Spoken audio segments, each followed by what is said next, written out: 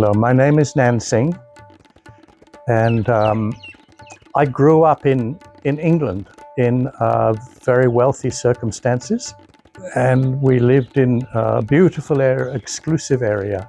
And I went to a school for the first 2 years of my schooling where some of the British royal family went, and daughters of captains of industry.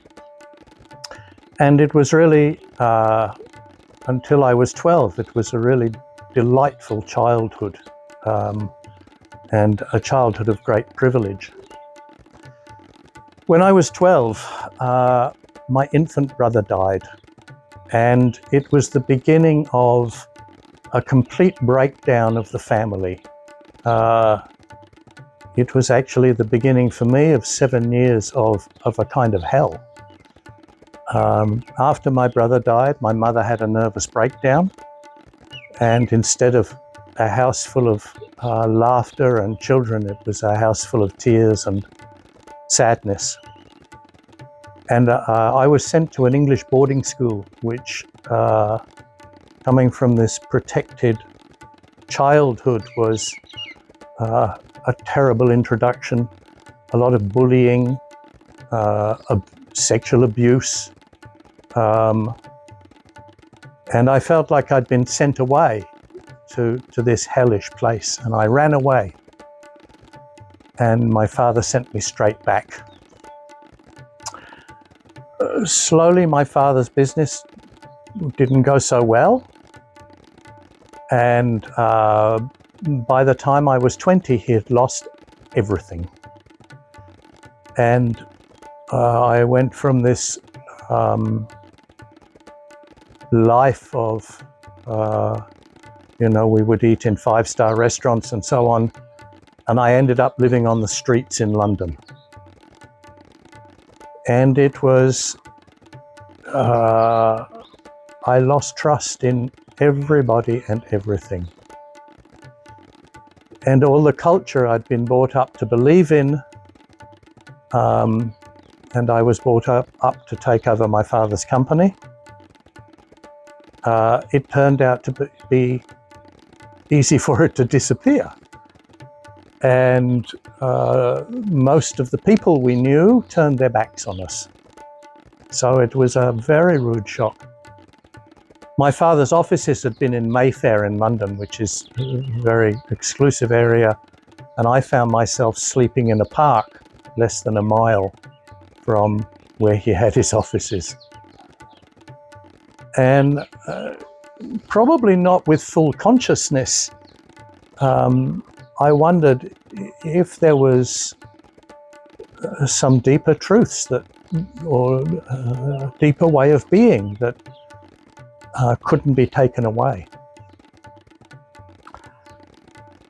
And I started to meet young people who'd recently returned from India, and they started to talk to me about sadhus and saints, and I was deeply attracted. And one day I went to somebody's house, and there was a very big picture of Lord Shiva on the wall, and a large picture of Sai Baba, and I immediately, somehow I recognized. And so after a few years, I took a one-way ticket to India, and I had £70 when I landed in Delhi. And I'd been told there was a yatra, a pilgrimage to Amarnath, a sacred cave in the Himalayas. And my timing was that I landed in August, a few days before the full moon, and this yatra culminates in the full moon in this cave in the Himalayas. So within 5 days of arriving in India, I was sitting in this cave at Amarnath. And in some ways, for me, my life began again on that day. I think from that day, I had the blessings of Lord Shiva. After that, I went to Varanasi. I wanted to bathe in the Ganga. And amazingly, I met an old friend in Varanasi, and we rented a house together. And my next stop was to be Almora, but I didn't get there. I received a postcard from a woman in England that I'd been much in love with, and it was a somewhat unrequited love. And she said, well, if you come back, we can live together. We take a house in the country or something. And I was so enamored of her. I had £10, so I caught buses to Atari Road border with Pakistan. I took buses across Pakistan and Afghanistan. My money ran out. And I stood by the side of the road and I put my thumb out. And in 10 days, I hitchhiked to England. And which is kind of a miracle. And when I got there and knocked on her door, she said, oh, I didn't expect you to come back. I met someone else. So I learned 2 lessons from that journey. Number one was, if you have single-pointed focus, and my single-pointed focus was to make this journey back to England to her, you can achieve almost anything. The other, perhaps bigger lesson was, when you're on the spiritual search or search for any goal, don't get distracted. So it took me another year to save the money and come back, and I got to Almora. And in Almora, I met an amazing woman. She was very elderly. She was from Boston. Her name was Mary Oplica. And she and her husband, Pierre, had lived in India since 1950s.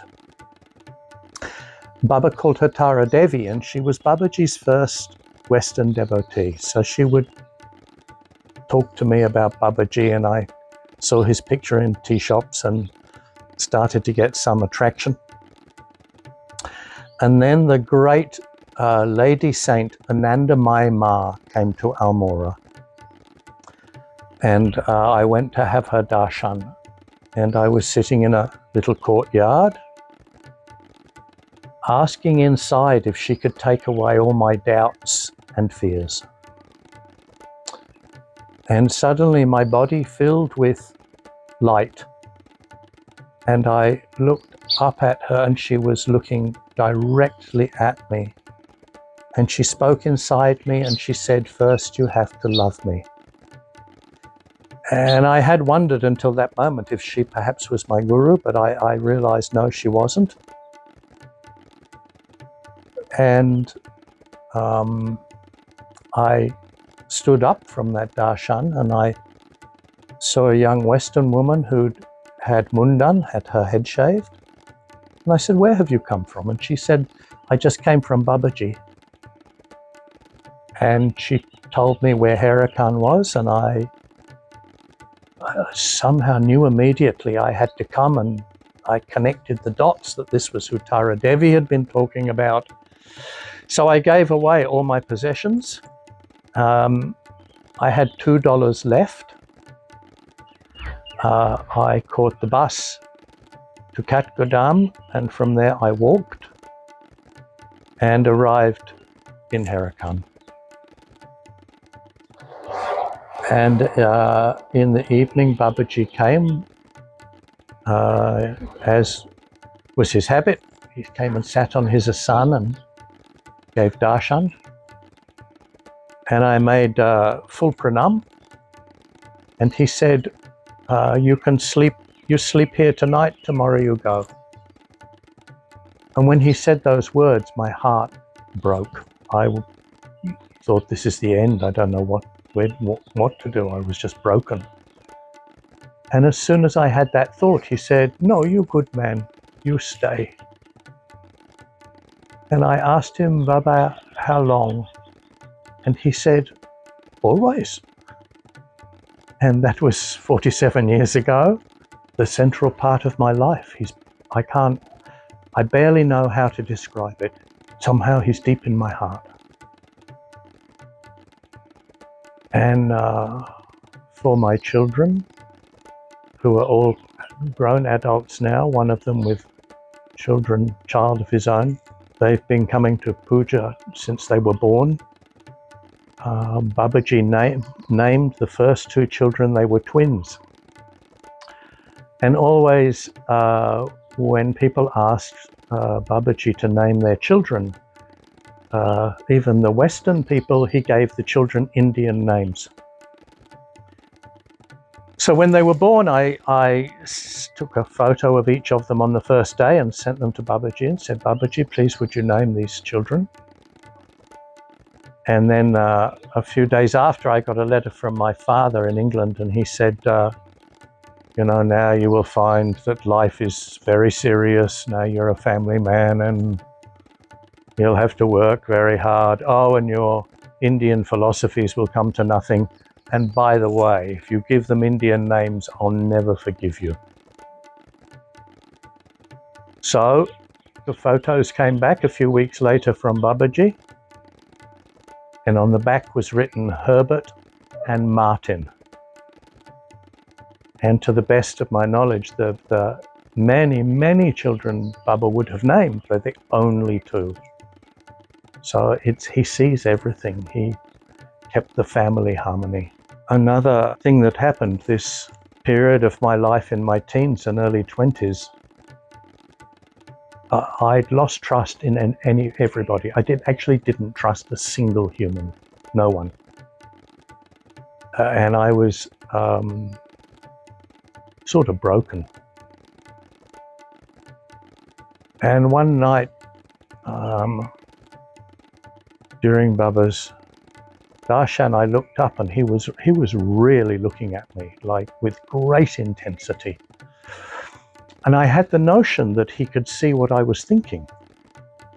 And as soon as I had that thought, a little smile appeared on his face. And I thought, oh, that's pretty cool. And then I realized, no, it's not.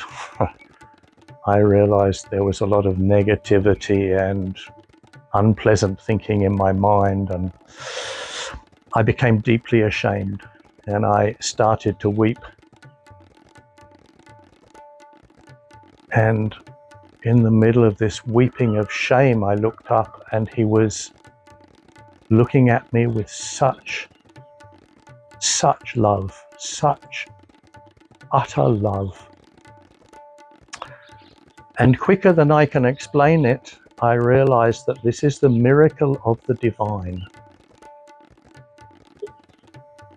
It is beyond our transgressions and our negativity.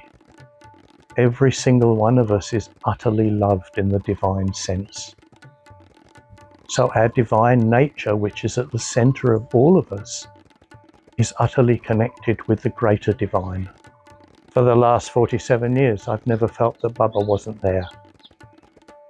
And my children they call him Baba, and they say, they talk about him like they never met him in the body, but they talk about him like he's a family member.